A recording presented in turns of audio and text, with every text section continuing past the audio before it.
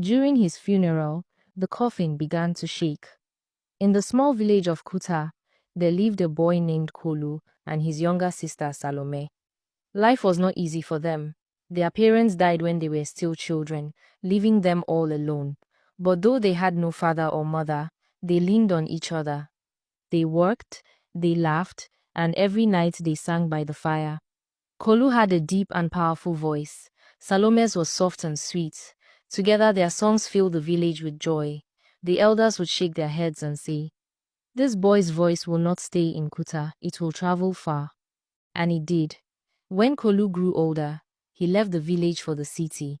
His songs reached many people. He sang about farming, rain, love, and hope. Soon the world knew his name. But the city was not like Kuta. In Kuta he had Salome, the mango tree, the sound of crickets at night.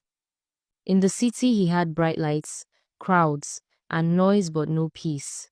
Fame surrounded him, yet his heart was empty. He was far from home, far from the sister who was his only family. One morning, the sad news came back to Kuta. Kolu had died in the city alone and lonely. The whole village wept. The men beat the ekwe drum slowly. The women wailed, and children sang his songs through tears. At the front walked Salome, her heart broken, carrying Kolu's old wooden flute. They brought his body home and laid the coffin in the village square. Everyone placed flowers and red earth beside it. Among his things, Salome found a letter he had written. "No matter how far I travel, my heart belongs to Kuta. If I die away, bring me home. Only here will I rest." That night, the people gathered under the stars. The elders asked Salome to sing, but she could not. Instead, she lifted the flute and began to play. Her hands shook, and her eyes were full of tears. The tune was the song she and Kolu had shared as children, the song of rain falling on the farmland and children laughing after harvest. The village grew silent. Even the wind seemed to stop. The coffin began to move again. Slowly, the lid shook. Kolu sat up. His eyes opened, and his chest rose with breath. "Salome," he whispered.